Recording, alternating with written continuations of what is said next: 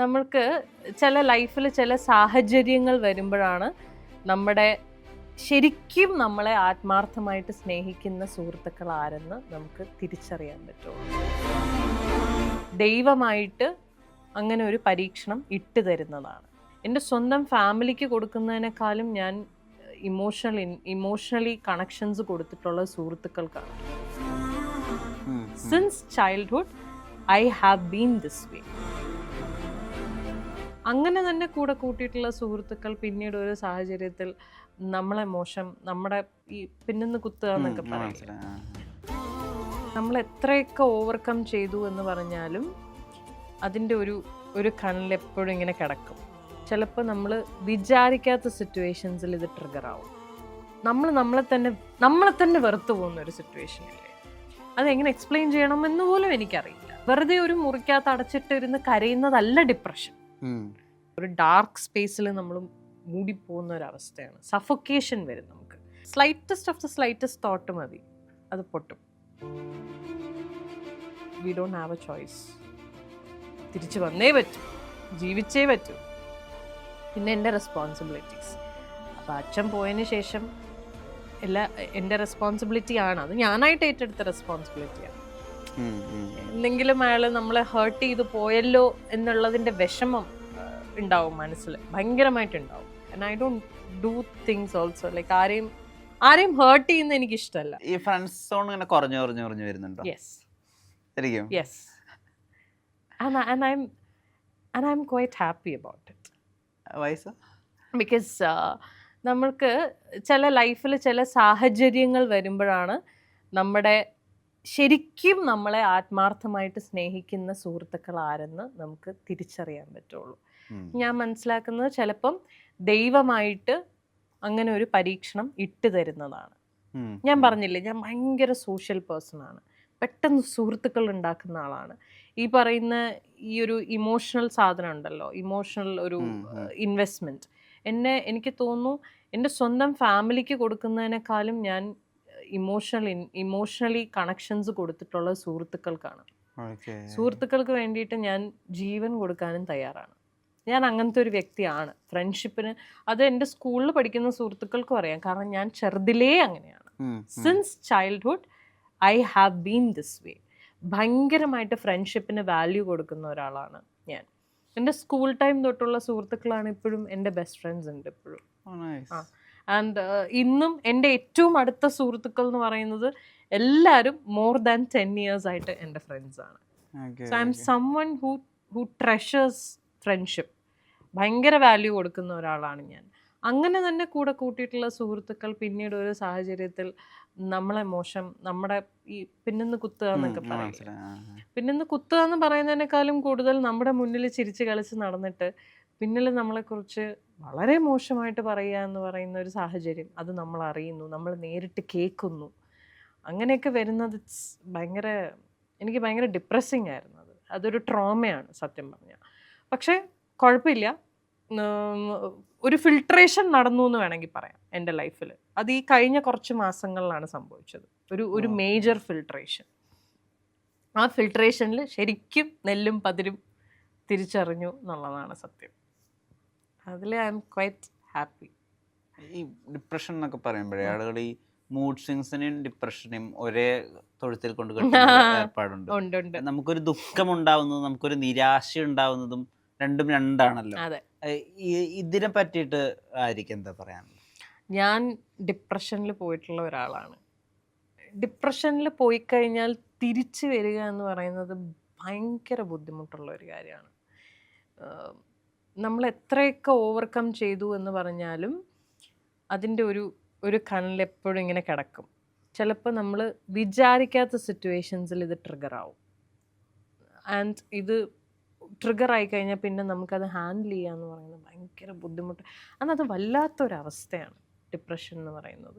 നമുക്ക് എന്താ പറയുക, നമുക്കൊരു മനുഷ്യരെ കാണാൻ തോന്നില്ല. നമ്മളെ തന്നെ വെറുത്തു പോകുന്ന ഒരു സിറ്റുവേഷൻ ഇല്ലേ, അതെങ്ങനെ എക്സ്പ്ലെയിൻ ചെയ്യണമെന്ന് പോലും എനിക്കറിയില്ല. വെറുതെ ഒരു മുറിക്കകത്ത് അടച്ചിട്ടിരുന്ന് കരയുന്നതല്ല ഡിപ്രഷൻ. അങ്ങനെ ഒരു തെറ്റിദ്ധാരണ കുറേ പേർക്കുണ്ട്. കരഞ്ഞു തീർക്കുന്നതാണോ ഡിപ്രഷൻ? അല്ലല്ലല്ല, കരഞ്ഞു തീർക്കുന്നതല്ല ഡിപ്രഷൻ. അത് it's an entirely different thing. നമ്മൾ എന്താ പറയുക, ബ്ലാങ്ക് സ്പേസ് എന്നൊക്കെ പറയില്ലേ, അത് ഒരു വല്ലാത്ത സാഹചര്യം. ഒരു ഡാർക്ക് സ്പേസിൽ നമ്മൾ മൂടിപ്പോകുന്ന ഒരവസ്ഥയാണ്. സഫൊക്കേഷൻ വരും, നമുക്ക് വല്ലാത്തൊരു സഫൊക്കേഷൻ വരും. ആ സഫൊക്കേഷനിലാണ് പലരും ആ സഫൊക്കേഷനിൽ നിന്ന് പുറത്ത് വരാൻ പറ്റാത്ത സിറ്റുവേഷൻസിലാണ് സൂയിസൈഡ് ചെയ്യുന്നത്. ചിലർക്ക് അറിയില്ല അത് എങ്ങനെ. അതാ ഞാൻ പറഞ്ഞത്, it's not easy to come out. By ലക്കാണ് പലരും അതിനകത്തുനിന്ന് പുറത്ത്. ഞാനൊക്കെ സത്യം പറഞ്ഞാൽ ബൈ ലക്ക് തന്നെയാണ് പുറത്ത് വന്നത്.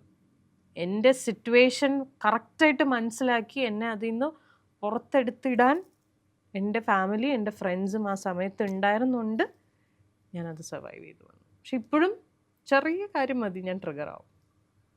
ഇപ്പോൾ ഇതാ ഞാൻ പറഞ്ഞത്, ലൈക്ക് എന്താ പറയുക, ഇപ്പം എൻ്റെ പാസ്റ്റ് റിലേഷൻഷിപ്പിനെ കുറിച്ചൊക്കെ ഒരു ഇൻ്റർവ്യൂവിൽ, സൈന ചെയ്ത ഒരു ഇൻ്റർവ്യൂവിലൊക്കെ ഇരുന്നിട്ട് ഞാൻ അറിയാണ്ട് പൊട്ടിപ്പോയി, കരഞ്ഞുപോയി.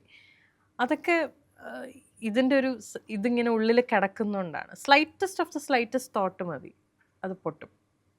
ചിലപ്പോൾ അത് പൊട്ടാണ്ടിരിക്കും.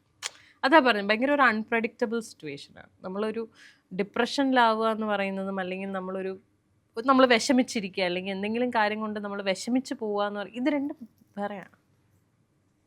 രണ്ടും വേറെ സിറ്റുവേഷൻസാണ്. അതിന്ന് കം ഔട്ട് ചെയ്യാൻ പറ്റിയാൽ വളരെ നല്ലത്. ഒരു ഡിപ്രഷൻ സ്റ്റേജിൽ നിന്നൊക്കെ പുറത്തേക്ക് വരാൻ പറ്റിയാൽ വളരെ നല്ലത്. അതിന് ഏറ്റവും നല്ലൊരു മാർഗം ചുറ്റുമുള്ളവർക്ക് സഹായിക്കാൻ പറ്റുള്ളൂ. കാരണം പലപ്പോഴും നമ്മൾ ഈ പേരുകൾ വെളിപ്പെടുത്താതെ അങ്ങനെ ഉണ്ടായ ഒരു സഹായത്തെ പറ്റി ഒന്ന് പറയാം എന്ന് വെച്ചാൽ എന്നെ ഹെൽപ്പ് ചെയ്തതോ? പേരുകൾ പറയുന്നതുകൊണ്ടും എനിക്ക് പ്രശ്നമൊന്നുമില്ല. അതായത് എന്നെ ഈ ഒരു സിറ്റുവേഷനിൽ നിന്ന് പുറത്തേക്ക് എടുത്തത്, ഞാനിങ്ങനെ ഈ ഒരു സ്റ്റേജിൽ ഇങ്ങനെ മുങ്ങി പൊയ്ക്കൊണ്ടിരിക്കുകയാണ്. ഇനിയും പോയിക്കഴിഞ്ഞാൽ ഞാൻ കംപ്ലീറ്റ്ലി ലോസ്റ്റ് ആകും എന്ന് മനസ്സിലാക്കിയ ആൾക്കാർ എൻ്റെ സിസ്റ്റർ, എൻ്റെ അനിയത്തി. കാരണം ഞാൻ ഈ ഒരു സിറ്റുവേഷനിൽ പോകുന്നത് കോവിഡിൻ്റെ ഒക്കെ സമയത്താണ്. കൊറോണ ലോക്ക്ഡൗൺ, ബിഗ് ബോസ് കഴിഞ്ഞ് ആ ഒരു ടൈമിലായിരുന്നു. അപ്പം ഞാൻ വീട്ടിൽ തന്നെയാണ്, ഞങ്ങളെല്ലാവരും വീട്ടിൽ തന്നെയാണ്. ഞാൻ മുറിക്കകത്ത് അടച്ചിട്ട് ഇരിക്കുന്ന ആ ഒരു ടൈമാണ്. അപ്പം ഇത് കറക്റ്റായിട്ട് എൻ്റെ സിസ്റ്റർ നോട്ടീസ് ചെയ്യുന്നുണ്ടായിരുന്നു. അവൾ, പിന്നെ എൻ്റെ അമ്മ, പിന്നെ എൻ്റെ ഏറ്റവും അടുത്ത സുഹൃത്തുക്കൾ രശ്മി, വരുൺ, ഇവർ 2 പേര്. ഇവരില്ലായിരുന്നെങ്കിൽ ചിലപ്പോൾ ഞാൻ കംപ്ലീറ്റ്ലി ഡ്രൗൺ ആയി പോവുമായിരുന്നു. എന്നെ പുൾ ഔട്ട് ചെയ്തത് എനിക്ക് കൃത്യമായിട്ട് പറഞ്ഞാൽ ഇവർ തന്നെയാണ്. അതായത് നമുക്ക് പ്രോപ്പർലി നമ്മുടെ സിറ്റുവേഷൻ മനസ്സിലാക്കി നമ്മളെ താങ്ങണം. നമുക്ക് വെൻറ്റ് ഔട്ട് ചെയ്യാനുള്ള ഒരു കംഫർട്ടബിൾ സ്പേസ് ഒരുക്കി തരണം. അത് അവർ ചെയ്തു തന്നുകൊണ്ടാണ് ഞാൻ കുറച്ചെങ്കിലും ഞാൻ അതിൽ നിന്ന് ഓക്കെ ആയത്. അപ്പോൾ അവരോട് ഗ്രേറ്റ്ഫുൾ ആണ് ഞാൻ നിങ്ങളോട് അങ്ങനെ പറഞ്ഞിട്ടുണ്ടോ? അങ്ങനെ ഞാൻ ഒരു നന്ദി പറഞ്ഞ് തീർക്കേണ്ട ഒരു കൈൻഡ് ഓഫ് റിലേഷൻഷിപ്പ് അല്ല അവരുമായിട്ടുള്ളത്. അത് വാക്കുകളാൽ പറയേണ്ടി എനിക്ക് വന്നിട്ടില്ല. അവർക്കറിയാം ഞാൻ ഗ്രേറ്റ്ഫുൾ ആണ് എന്നുള്ളത് അവർക്കറിയാം. പിന്നെ ഇവരാണ് എൻ്റെ ഇനിഷ്യൽ സ്റ്റേജിൽ എൻ്റെ കൂടെ ഉണ്ടായിരുന്നത്. പിന്നെ പോകെ എൻ്റെ എല്ലാ സുഹൃത്തുക്കളും ഭയങ്കര ഒരു വലിയ സപ്പോർട്ട് സിസ്റ്റമായിട്ട് എൻ്റെ കൂടെ തന്നെ ഉണ്ടായിരുന്നു എന്നുള്ളതാണ് എൻ്റെ സത്യം. പിന്നെ ഓഫ് കോഴ്സ് എൻ്റെ മോള്, അവളുടെ കാര്യം ആലോചിക്കുമ്പോൾ ഒബ്വിയസ്ലി നമുക്ക് we don't have A choice. തിരിച്ചു വന്നേ പറ്റൂ, ജീവിച്ചേ പറ്റൂ. പിന്നെ എൻ്റെ റെസ്പോൺസിബിലിറ്റീസ്. അപ്പോൾ അച്ഛൻ പോയതിന് ശേഷം എൻ്റെ റെസ്പോൺസിബിലിറ്റിയാണ്, അത് ഞാനായിട്ട് ഏറ്റെടുത്ത റെസ്പോൺസിബിലിറ്റിയാണ്. എൻ്റെ മകളാണെങ്കിലും എൻ്റെ അനിയത്തിയാണെങ്കിലും എൻ്റെ അമ്മയാണെങ്കിലും I should be taking care of them. ഞാനും കൂടെ പോയ പിന്നെ അവർക്കാരാ? അങ്ങനെയുള്ള സിറ്റുവേഷൻസൊക്കെ വന്നപ്പോഴാണ് നമുക്ക് തന്നെ ഇപ്പോൾ ഒരു എനർജി വരും. പക്ഷെ ആ തോട്ടൊക്കെ നമ്മുടെ ഉള്ളിലേക്ക് വരണം, അതിട്ട് തരണം കറക്റ്റായിട്ട് ആരെങ്കിലും. അവിടെയാണ് പലപ്പോഴും നമ്മുടെ ഈ കൗൺസിലിംഗ് ഒക്കെ ചെയ്യുന്ന ആൾക്കാരൊക്കെ നമ്മളെ ഹെൽപ്പ് ചെയ്യുന്നത്. അങ്ങനത്തെ സിറ്റുവേഷൻസിലാണ്. എനിക്ക് എന്തായാലും കൗൺസിലേഴ്സിൻ്റെ അടുത്തൊന്നും പോകേണ്ടി വന്നില്ല. എൻ്റെ ആൾക്കാർ തന്നെ അതിനെ ഹെൽപ്പ് ചെയ്തു എന്നുള്ളത്. ഈ ഫ്യൂച്ചർ, ഭാവി, ഞാൻ എന്തായിരിക്കും ഇനി ചെയ്യുക, അങ്ങനെയൊക്കെ പ്ലാൻ ഉണ്ടോ? ഞാൻ അങ്ങനെ ഫ്യൂച്ചറിനെ കുറിച്ച് ഭയങ്കരമായിട്ട് പ്ലാൻ ചെയ്യുന്ന ഒരാളല്ല. പക്ഷേ എൻ്റെ ഒരു അറിവ് ശരിയാണെങ്കിൽ സ്റ്റാർസ് എന്ന് പറയുന്ന ഷോ നടക്കുന്ന സമയത്ത് അതിന് മുമ്പ് ആ സമയത്ത് ഒന്നും അങ്ങനെ ഹ്യൂമർ ട്രൈ ഔട്ട് ചെയ്തിട്ടുള്ള ഒരാളല്ല. പിന്നെ ആര്യനെ ഇപ്പൊ നമ്മൾ ഹ്യൂമർ ഇല്ലാതെ ആലോചിക്കാനേ വയ്യ.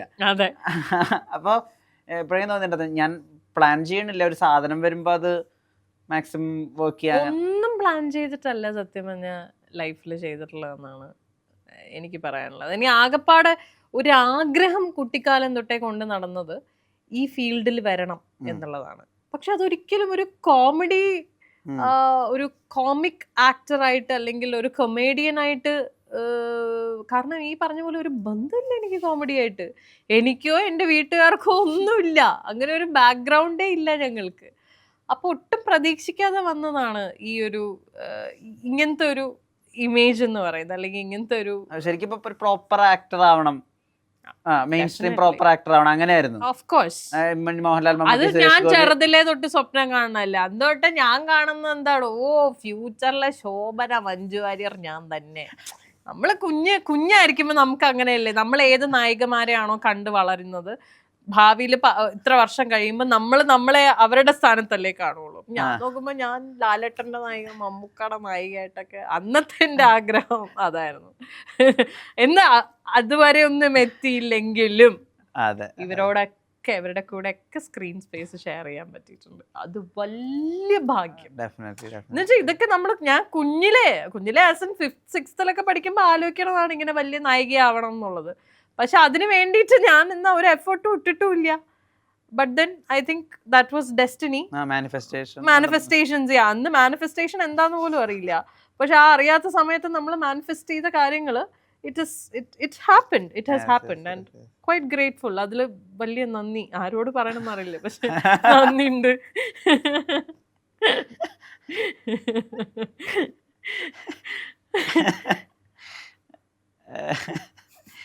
ഭയങ്കര കുറെ കാലായി ഞാനിങ്ങനെ അങ്ങനെ പ്രത്യേകിച്ച് കഥയൊന്നും ഇല്ലാത്ത ഒരാളോട് കഥയൊന്നും ഇല്ലാത്ത അങ്ങനെയല്ല അല്ലല്ല, ഞാനത് പോസിറ്റീവ് ആയിട്ടാണ്.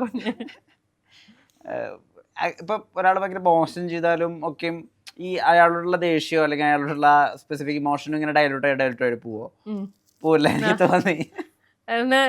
എനിക്ക് അങ്ങനെ ഈ വൈരാഗ്യം കൊണ്ട് നടക്കണമെന്നല്ല ഞാൻ. അങ്ങനെയൊന്നും എന്നെ കൊണ്ട് പറ്റൂല. ചിലപ്പം ഉണ്ടാവും ഉള്ളില് ഒരു അത് ദേഷ്യത്തിനെക്കാളും വിഷമമായിരിക്കും. എന്തെങ്കിലും അയാള് നമ്മളെ ഹേർട്ട് ചെയ്ത് പോയല്ലോ എന്നുള്ളതിന്റെ വിഷമം ഉണ്ടാവും മനസ്സിൽ, ഭയങ്കരമായിട്ടുണ്ടാവും.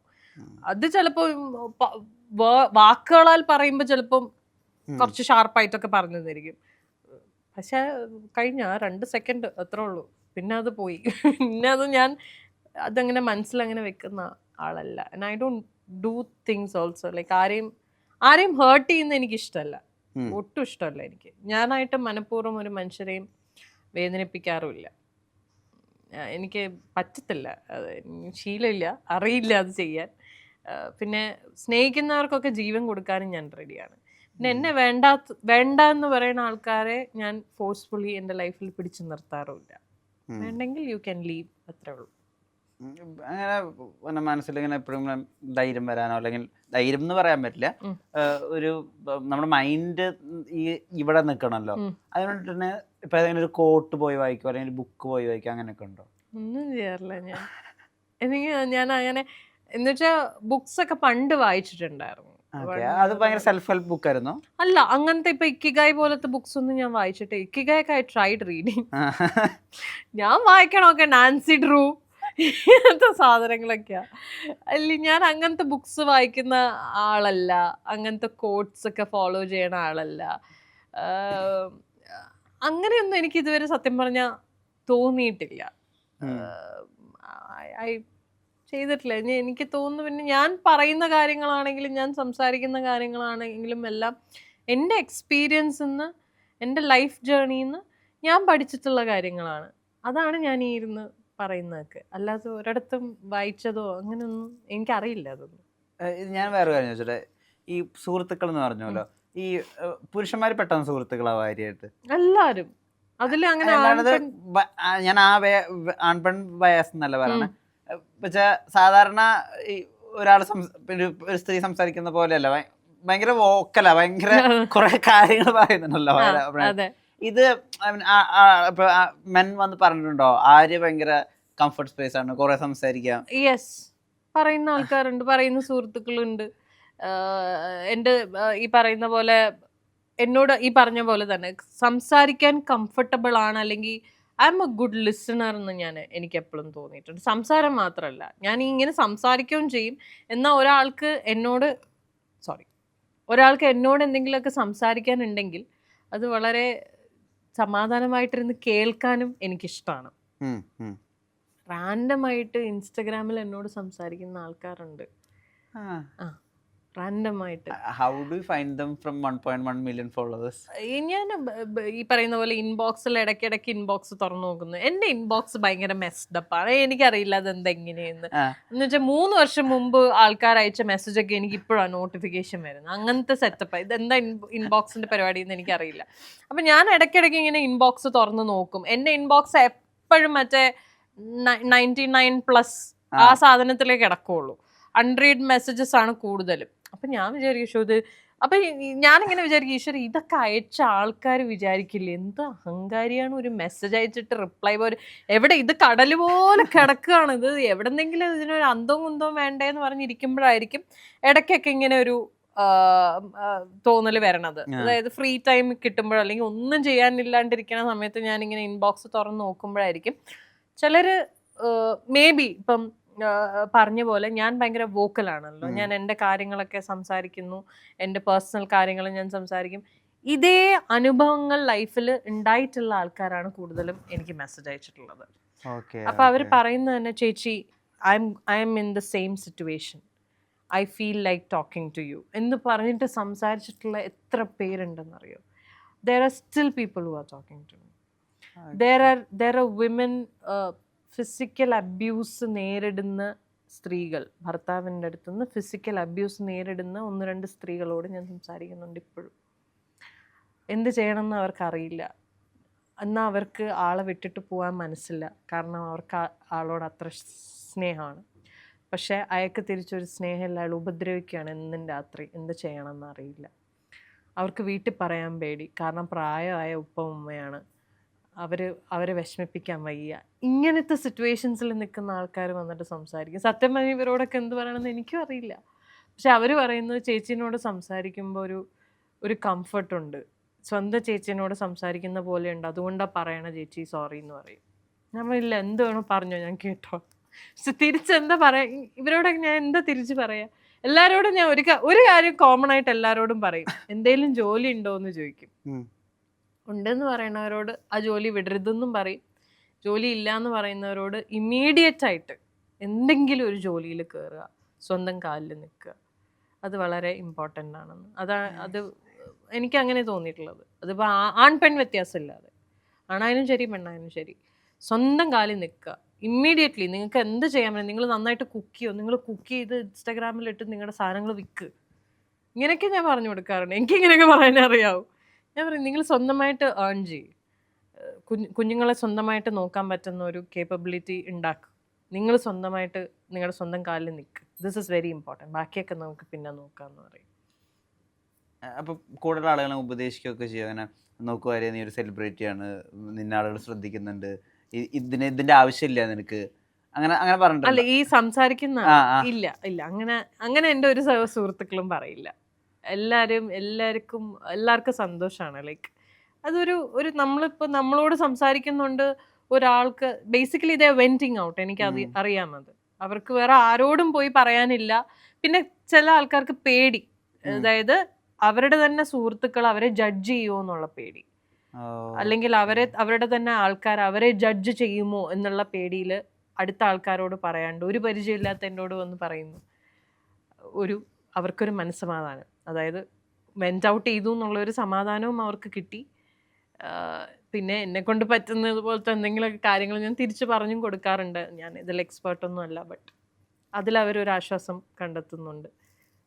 അപ്പം അതൊരു നല്ല കാര്യമല്ലേ, അതൊരു നല്ല കാര്യമായിട്ടാണ് എനിക്ക് തോന്നണേ. അപ്പോൾ എൻ്റെ ഫ്രണ്ട്സും അതിനെ സപ്പോർട്ട് ചെയ്യുക ചെയ്തിട്ട്, അവർക്കൊന്നും അറിയില്ല ശരിക്കും ഞാനിങ്ങനെ ആൾക്കാരോട് സംസാരിക്കുന്നുണ്ടെന്ന്. ഞാനത് ആരോടും ഡിസ്കസ് ചെയ്യാറില്ല.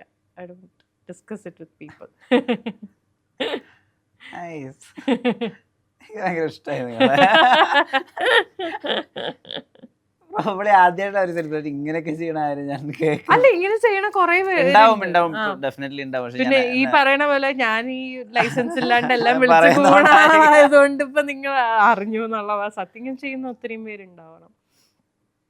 ഇപ്പൊ നമ്മുടെ ഫോർ എക്സാമ്പിൾ ഞാൻ പറയാം, നമ്മുടെ അശ്വതി ചേച്ചി, Aswathy Sreekanth, she's a professional in this. ചേച്ചിക്ക് ചേച്ചിയുടെ ഇപ്പൊ ബ്രാൻഡ് തന്നെ ഉണ്ട് ബിക്കമിങ് പറഞ്ഞിട്ട്. ചേച്ചി അതൊരു വളരെ ഒരു പോസിറ്റീവ് ഇനിഷ്യേറ്റീവ് ആയിട്ട് തുടങ്ങിയിരിക്കുന്ന ഒരു സംരംഭം കൂടിയാണ്. Like wear people can get help. ഇതുപോലെ എന്തെങ്കിലുമൊക്കെ ഡിപ്രഷൻ ആയാലും അല്ലെങ്കിൽ ഇതുപോലെ എന്തെങ്കിലുമൊക്കെ ട്രോമയിലുള്ള ആൾക്കാരാണെങ്കിൽ എന്ത് ഹെൽപ്പ് വേണമെങ്കിലും ദർ ഓൾവേസ് ദർ. അപ്പം അതൊക്കെ എനിക്ക് ചേച്ചിയുടെ ഭയങ്കര ഒരു പോസിറ്റീവ്. ഇതുപോലെ ചെയ്യുന്ന കുറേ പേരുണ്ട്. ഫിലിംസ് അതിൻ്റെ നമ്മളൊന്ന് ടേസ്റ്റ് ചെയ്തല്ലോ ആ സാധനം, പിന്നെ അത് കിട്ടുന്നില്ല അല്ലെങ്കിൽ അത് ഭയങ്കര ഒരു ഓണായിട്ട് പടങ്ങൾ വരുന്നില്ല, എപ്പോഴെങ്കിലും അത് ബോധർ ചെയ്തിട്ടുണ്ട്? എനിക്ക് ഭയങ്കര വിഷമാണ്. ഞാൻ എപ്പോഴും വിചാരിക്കും ഇതെന്താ നമ്മളൊന്നും ആരും ഇങ്ങനെ തന്നെ വിചാരിക്കും, നമ്മളൊന്നും ആരും വിളിക്കാത്ത എന്താന്ന് എപ്പോഴും വിചാരിക്കും. പിന്നെ ഞാൻ മനസ്സിലാക്കിയെടുത്തോളം ഈ ഇൻഡസ്ട്രിയിൽ ശരിക്കും പറഞ്ഞാൽ ടാലന്റിനെക്കാളും ഒക്കെ പ്രയോറിറ്റി ഉള്ള കോണ്ടാക്ട്സ്, സൗഹൃദങ്ങൾ. ഇന്നത്തെ ഒരു സിനിമയുടെ ഒരു മൊത്തത്തിലൊരു സെനാറിയോ നോക്കിയാൽ അങ്ങനെയാണ്. കൂടുതലും സൗഹൃദ വലയങ്ങളിൽ ഉണ്ടാകുന്ന സിനിമകളാണെന്ന് കൂടുതലും. എപ്പോഴും ശ്രദ്ധിച്ചാൽ അറിയാം. പ്രത്യേകിച്ച് ഇപ്പൊ വരുന്ന നല്ല നല്ല ഹിറ്റ് സിനിമകളൊക്കെ എടുത്തു നോക്കിക്കഴിഞ്ഞാൽ പ്രിറ്റി മച്ച് സെയിം ടീം ആയിരിക്കും, അല്ലെങ്കിൽ നമുക്ക് തന്നെ അറിയാമായിരിക്കും ഇവര് സുഹൃത്തുക്കളാണ് വളരെ ഒന്നിച്ച് ഹാങ് ഔട്ട് ചെയ്യുന്ന, അല്ലെങ്കിൽ അവരുടെ ഒരു കംഫർട്ട്. അത് നമ്മൾ തെറ്റ് പറയുന്നില്ല, അവരുടെ ഒരു കംഫർട്ട് സോൺ ആയിരിക്കാം, അല്ലെങ്കിൽ ആ സിനിമയുടെ കഥ ആദ്യം തൊട്ടേ ഇവരോട് പറഞ്ഞ അങ്ങനെയൊക്കെ ആയിരിക്കാം, അതായിരിക്കാം. അപ്പം ഞാൻ ബേസിക്കലി അങ്ങനെയുള്ള ഒരു സൗഹൃദ വലയത്തിലെയും ഒരംഗമല്ല. എനിക്ക് സിനിമയിൽ സുഹൃത്തുക്കളുണ്ട്, ഇല്ല എന്നല്ല, വളരെ നല്ല സുഹൃത്തുക്കൾ കുറേ പേരുണ്ട്. അതൊക്കെ ബഡായി ബംഗ്ലാവ് വഴി കിട്ടിയ കുറേ നല്ല സുഹൃത്തുക്കളൊക്കെ ഉണ്ട്. പക്ഷെ ഈ പറയുന്ന പോലെ ഒരു ഇൻഡെപ്ത് ഒരു ഗ്രൂപ്പിന്റെയും അല്ലെങ്കിൽ ഒരു സർക്കിൾ ഓഫ് ഫ്രണ്ട്സിന്റെ പാർട്ടല്ല ഞാൻ. അതുകൊണ്ടായിരിക്കാം ചിലപ്പം. പിന്നെ ഈ പറയുന്ന പോലെ ലക്ക് ഒരു വലിയ ഫാക്ടറാ. അതായത് ഒരു തിരക്കഥാകൃത്ത് ഒരു കഥ എഴുതുമ്പോൾ അല്ലെങ്കിൽ ഒരു സംവിധായകൻ ഒരു സിനിമ ഡിസൈൻ ചെയ്യുമ്പോൾ ഈ കഥാപാത്രം ആര്യ ചെയ്താൽ നല്ലതാവും എന്ന് അവരുടെ തോട്ടിൽ എൻ്റെ പേര് വരണം. ഇത് കടൽ പോലെ കിടക്കല്ലേ. എത്ര ആർട്ടിസ്റ്റുകളാണിന്ന് മലയാളം സിനിമയിൽ. അപ്പം അതിൽ നമ്മുടെ പേര് ഒരാളുടെ മനസ്സിൽ കത്തുക എന്ന് പറയുന്നത് ലക്കാണ്, ഭാഗ്യമാണ്. ഭാഗ്യമില്ല, അത്രേ ഉള്ളൂ. മൊത്തത്തിലില്ലാന്ന് ഞാൻ പറയില്ല കേട്ടോ. ഞാൻ എത്രയോ നല്ല സിനിമകൾ ചെയ്യാനും പറ്റി. ഇപ്പം കുഞ്ഞിരാമായണത്തിലെ മല്ലികയൊക്കെ എത്ര കാലം കഴിഞ്ഞാൽ ഇന്നും പുണ്യാളനിലെ ഗോൾഡാ. അതെ, അതൊക്കെ ചെയ്ത ക്യാരക്ടേഴ്സ് ഒക്കെ ഈ പറഞ്ഞ പോലെ ശരിക്കും ഗോൾഡ് എത്രയോ പേരുണ്ടെന്നറിയാം. അതെ, അത് വളരെ ശരിയാ. ഗോൾഡൻ അത് ചെയ്യുമ്പോ തന്നെ എനിക്ക് അറിയായിരുന്നു. അത് ഇതുപോലത്തെ എത്ര റിപ്പോർട്ടേഴ്സിനെ ഗോൾഡ് ആക്ച്വലി അവരത്ര മോശത്തിലൊന്നല്ല, അവർക്ക് ആ അവസ്ഥയിൽ അത് കറക്റ്റ് ആയിട്ട് കിട്ടാൻ വേണ്ടി ചെയ്യണതാ. എക്സാക്ട്ലി.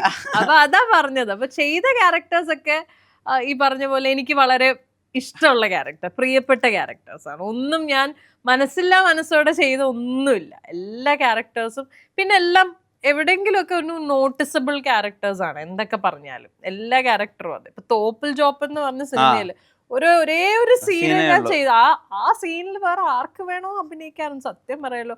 പക്ഷെ എന്തോ ഭാഗ്യത്തിന് അതില് കാസ്റ്റ് ചെയ്ത് തന്നെയാ. അത് മമ്മൂക്കയുടെ ഓപ്പോസിറ്റ് ആ ഒരു സീൻ, അതൊരു കോമഡി സീൻ ആയതുകൊണ്ട് അത് വൈറലുമായി. ആ സീൻ എത്രയോ ആൾക്കാർ കണ്ടിരിക്കുന്നു ആ ഒരു ക്ലിപ്പ് മാത്രമായിട്ട്. സോ അതൊക്കെ അതും ഭാഗ്യമാണ്. അതൊരു ഭാഗ്യമായിട്ടാണ് ഞാൻ കാണുന്നത്. ഇപ്പം ലാസ്റ്റ് ഞാനിപ്പോ ചെയ്തത് ഐഡന്റിറ്റി എന്ന് പറഞ്ഞ പടമാണ്. ടൊവിനോ പിന്നെ തൃഷ, അവർ രണ്ടുപേരുമാണ് ലീഡ് ക്യാരക്ടേഴ്സിൽ വരുന്നത്. അതില് ഈ പറയുന്ന പോലെ അതിലാദ്യം അഖിലേട്ടൻ എന്നെ വിളിക്കുമ്പോൾ ആദ്യമേ പറഞ്ഞിട്ടുണ്ടായിരുന്നു, നീ ഇത്രയും കാലം ചെയ്ത പോലത്തെ ഒരു ക്യാരക്ടറെ അല്ല കേട്ടോ ആര്യ. ബഡായി ബംഗ്ലാവിലെ ആര്യനെ അല്ല എനിക്ക് വേണ്ടത്. അതുമായിട്ട് ഒരു ബന്ധമില്ല. ഭയങ്കര ഡിഫറെൻ്റ് ആയിട്ട് സീരിയസ് ആൻഡ് ഇമോഷണൽ ആയിട്ടുള്ള ഒരു ക്യാരക്ടറാണ് ഇതിൽ ചെയ്തിരിക്കുന്നത്. ആൻഡ് എനിക്ക് കിട്ടിയ ഒരു വലിയ ഒരു അപ്രിസിയേഷൻ എന്ന് പറഞ്ഞാൽ ഈ പടം ഞാൻ ചെയ്തു കഴിഞ്ഞിട്ട് എന്നെ അഖിലേട്ടൻ പേഴ്സണലി വിളിച്ചിട്ട് പറഞ്ഞു ചിലപ്പോൾ ഈ ഒരു സിനിമ ഇറങ്ങി കഴിഞ്ഞിട്ട് നിന്റെ ഒരു അതിലൊരു സീനുണ്ട്, കുറച്ച് ഇമോഷണൽ സീനാണ്. ആ ഒരു സീൻ കണ്ടു കഴിഞ്ഞിട്ട് Arya, people will realise that Arya ബഡായിക്ക് കോമഡി മാത്രമല്ല, നിനക്കെല്ലാം എന്ത് ക്യാരക്ടറും നിനക്ക് വഴങ്ങും, എല്ലാ ക്യാരക്ടറും നിൻ്റെ കയ്യിൽ സേഫ് ആണ് എന്നുള്ളത് മേ ബി ആൾക്കാർ റിയലൈസ് ചെയ്യണം. ബിക്കോസ് ഞാൻ ഒട്ടും പ്രതീക്ഷിച്ചില്ല ആര്യയുടെ അടുത്ത് നിന്ന് ഇങ്ങനെ ഒരു പെർഫോമൻസ് ഞാൻ പ്രതീക്ഷിച്ചില്ല. I was very happy. So ഞാനിത് ഇപ്പോഴും ഓർത്ത് വെക്കാനുള്ള റീസൺ അതാണ്. ബിക്കോസ് വളരെ ചുരുക്കം ആൾക്കാരല്ലേ നമ്മൾ ചെയ്ത ഒരു പെർഫോമൻസ് അങ്ങനെ അപ്രിഷിയേറ്റ് പേഴ്സണലി വിളിച്ച് അപ്രിഷിയേറ്റ് ചെയ്യുക എന്ന് പറയുന്നത് ഇറ്റ്സ് എ ഹ്യൂജ് തിങ്. അതൊരു ഡയറക്ടറിൻ്റെ സൈഡിൽ നിന്ന് വരുമ്പോൾ അത് എന്നെപ്പോലെ ഒരു ആർട്ടിസ്റ്റിന് അത് ഭയങ്കര ഒരു വലിയ കാര്യമാണ്. അപ്പോൾ അതൊക്കെ എനിക്ക് ഭയങ്കര സ്പെഷ്യലാണ്. ഫുഡിയാണോ? ആണ്.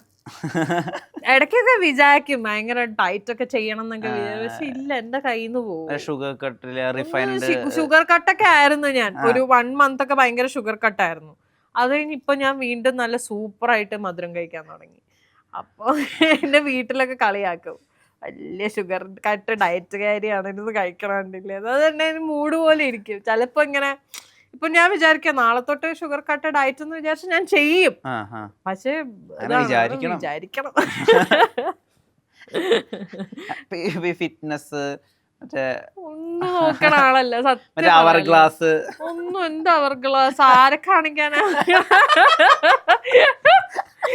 അല്ല ഇപ്പൊ സത്യം പറഞ്ഞ ഇപ്പൊ എല്ലാരും കളിയാക്കുന്നത് വെച്ചാൽ ഇപ്പൊ ഞാൻ ഡയറ്റ് ഒക്കെ ചെയ്യുമ്പോഴേ വീട്ടിൽ നിന്ന് ചോദിക്കും, വല്ല പരിപാടിയും ചെയ്യണ്ട, ഒന്നും ഇല്ലല്ലോ, ചുമ്മാ വീട്ടിൽ ഇരിക്കാനല്ലേ, ഒരു ഫിറ്റ്നസ് നോക്കണ്ടെന്ന് പറയും.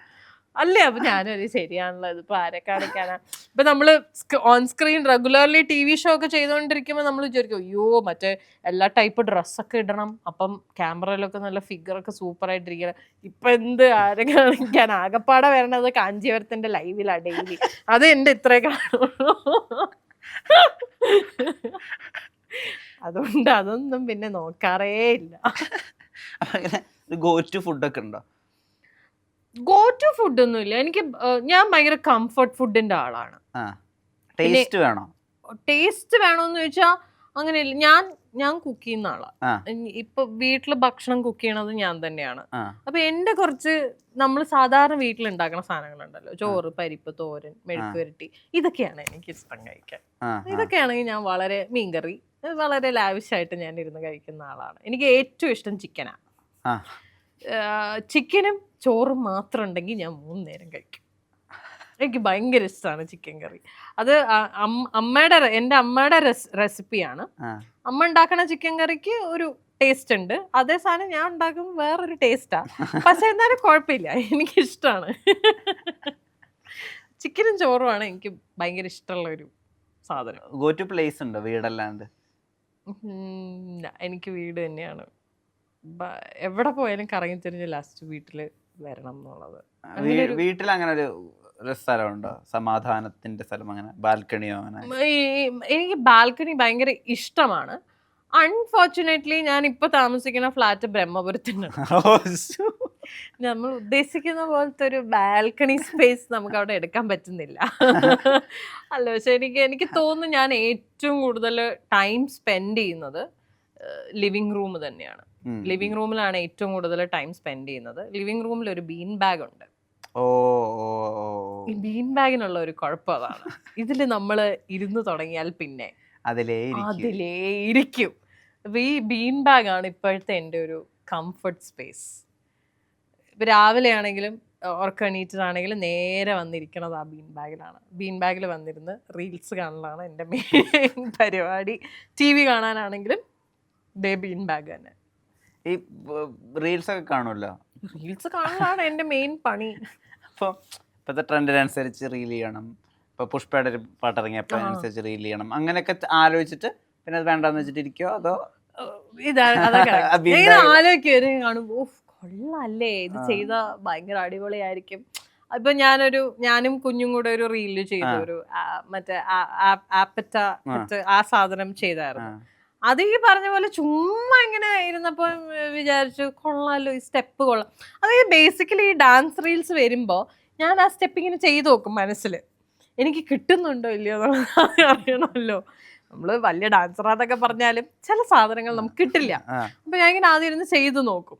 അപ്പൊ ഈ ആപ്പറ്റ ഡാൻസ് വന്നപ്പം നമ്മൾ ഒരു 2 പ്രാവശ്യം ഈ റീൽ കണ്ടു കഴിഞ്ഞാൽ പിന്നെ ഈ റീൽ തന്നെ നമുക്ക് വന്നോണ്ടിരിക്കുകയല്ലോ, ഒരു 100 പ്രാവശ്യം. അങ്ങനെ ഒരു 100 പ്രാവശ്യമൊക്കെ റീലായപ്പോഴേക്കും ഞാൻ ഈ സ്റ്റെപ്പ് അങ്ങ് പഠിച്ചു. സ്റ്റെപ്പ് പഠിച്ചപ്പോൾ എനിക്കിത് അയ്യോ പഠിച്ചു, ഇനി എന്ത് ചെയ്യും?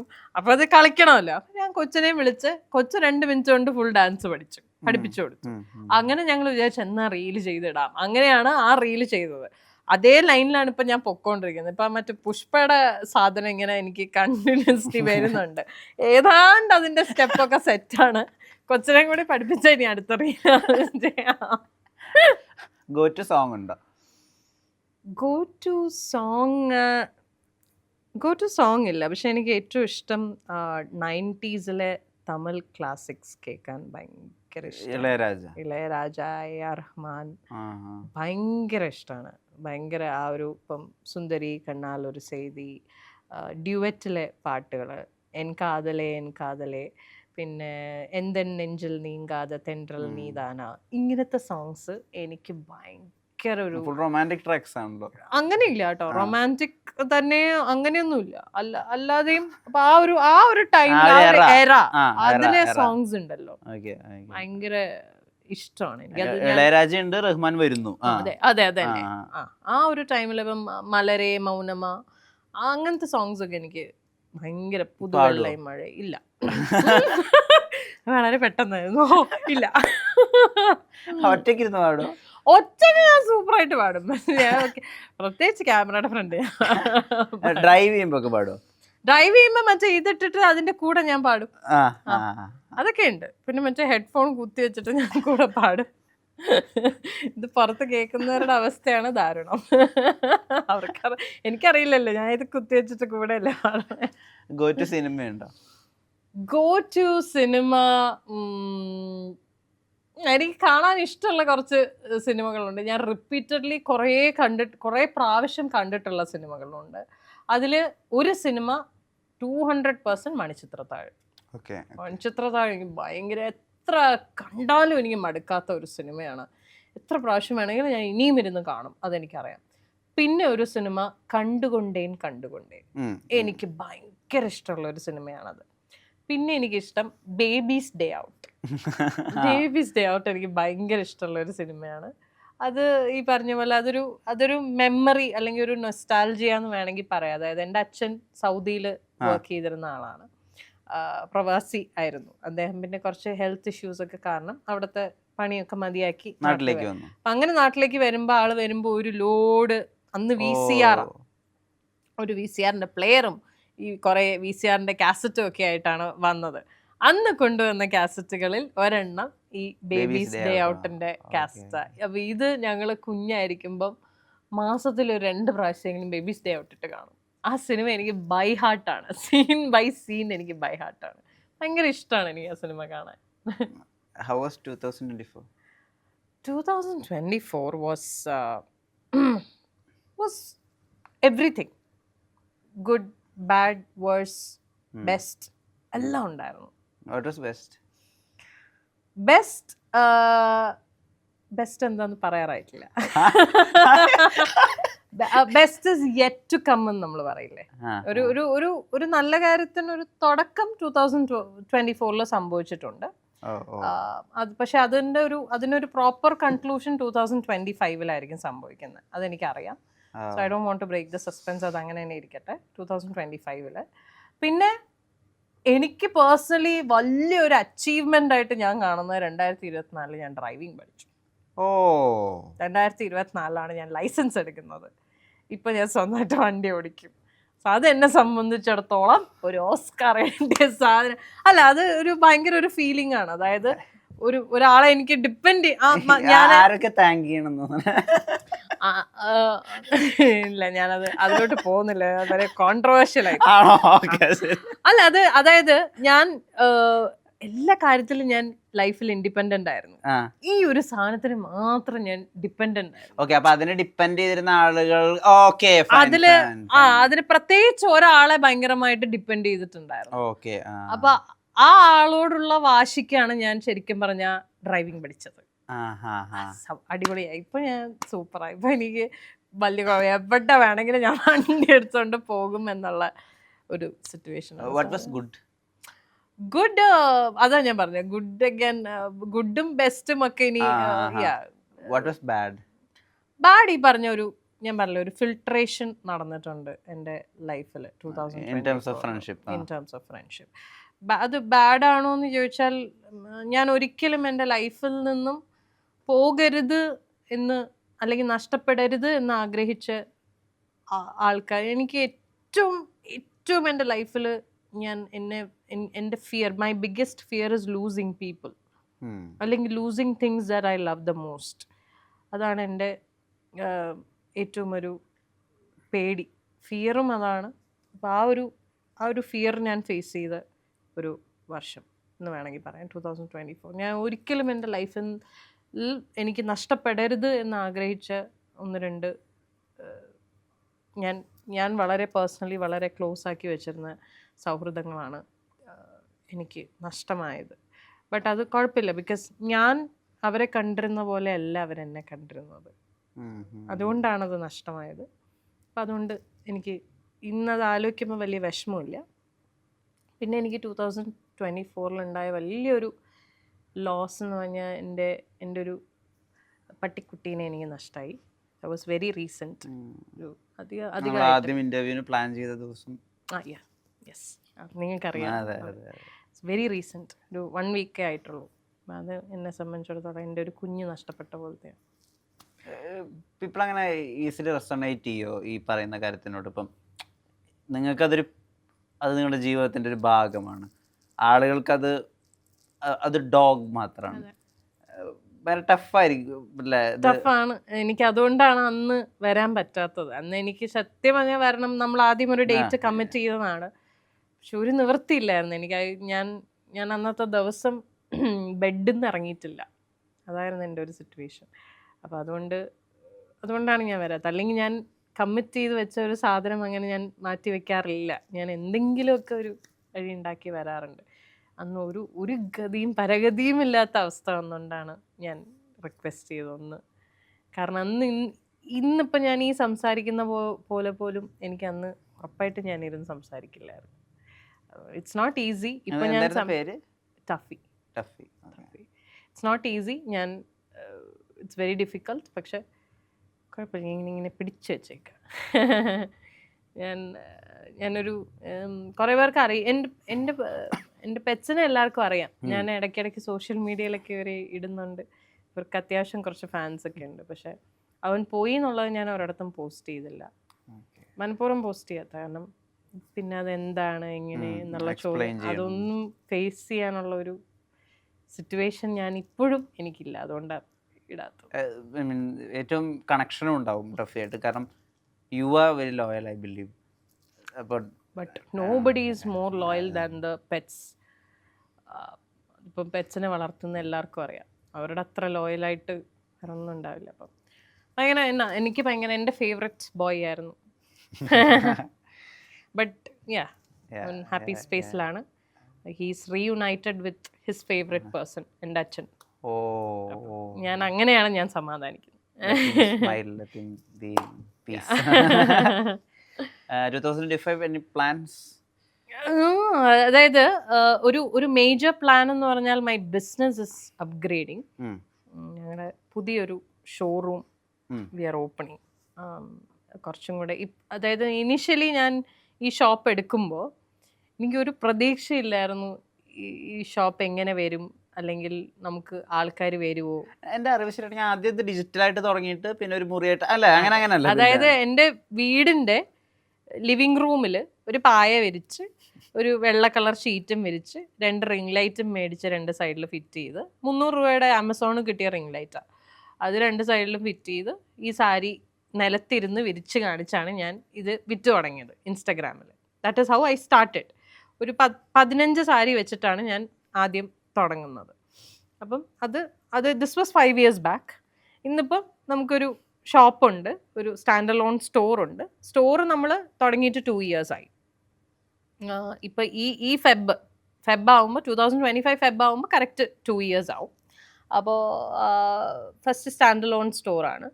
അപ്പോൾ നമ്മൾ അതുകൊണ്ട് ഞാൻ ഒരു വളരെ 600 square feet ഒരു ചെറിയ കട എടുത്തിട്ട് ഞാനും വിചാരിച്ചു ആര് വരാനാ, നമുക്ക് ഓൺലൈൻ തന്നെ ആയിരിക്കുമെന്ന് വിചാരിച്ച് എൻ്റെ എല്ലാ പ്രതീക്ഷകളെയും തകർത്തുകൊണ്ട് ഞങ്ങൾക്ക് വാക്കിൻസ് ഉണ്ടായിരുന്നു. ഈ ഒരു വർഷം കൊണ്ട് നല്ല വാക്കിൻസ് ഉണ്ടായിരുന്നു നമുക്ക്.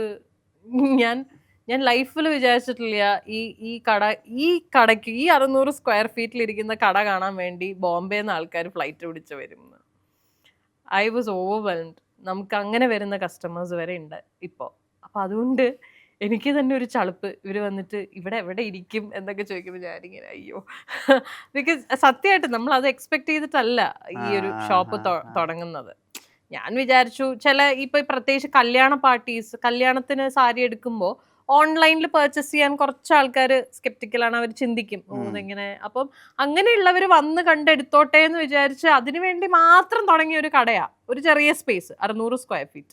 പക്ഷേ ഞാൻ നോക്കുമ്പം ഞായറാഴ്ചയൊക്കെ തിക്കും തിരക്കാനത്ത് ആൾക്കാർ നിൽക്കാൻ സ്ഥലമില്ല. ഇത് ആൾക്കാർ കൂടുന്നോണ്ടല്ല, സ്പേസ് ഇല്ലാത്ത, കടക്കിയ സ്പേസ് ഇല്ലാത്തതുകൊണ്ടാണ്. അപ്പം അങ്ങനെ നമുക്ക് കുറേ റിവ്യൂസും ഒക്കെ വരാൻ തുടങ്ങി. നിങ്ങളുടെ ഷോപ്പിൽ വന്ന് പർച്ചേസ് ചെയ്യാൻ പറ്റുന്നില്ല, കാരണം സ്പേസ് ഇല്ല, അങ്ങനെയുള്ള കുറേ പ്രശ്നങ്ങൾ വന്നപ്പോൾ നമ്മൾ വിചാരിച്ചു ഇനിയെങ്കിലും കുറച്ചും കൂടി ഒരു സ്പേസ് ഉള്ള ഒരു സ്ഥലത്തേക്ക് മാറിയില്ലെങ്കിൽ ഇറ്റ് ഇസ് നോട്ട് ഫെയർ. നമ്മുടെ കസ്റ്റമേഴ്സിനോട് ചെയ്യുന്ന നീതികേടായി. അതുകൊണ്ട് നമ്മളിപ്പോൾ ഒരു പുതിയ ഷോറൂം പാലാരിവട്ടത്ത് എടുത്തു. അതിൻ്റെ ഇൻറ്റീരിയേഴ്സ് പണി നടന്നുകൊണ്ടിരിക്കുകയാണ്. ഹോപ്പ്ഫുള്ളി ബൈ 2025 Jan എൻഡ് ഒക്കെ ആകുമ്പോഴേക്കും will shift to the new store. ഞങ്ങളെ വിളിക്കും ഉദ്ഘാടനത്തിന്. എല്ലാരെയും വിളിക്കും. നിങ്ങളെ വിളിക്കാണ്ട് വരുന്ന ആൾക്കാർ, അതാ ഞാൻ പറഞ്ഞു, നിങ്ങൾ വിളിക്കാണ്ട് പറഞ്ഞ അതിന് ഞാനല്ല.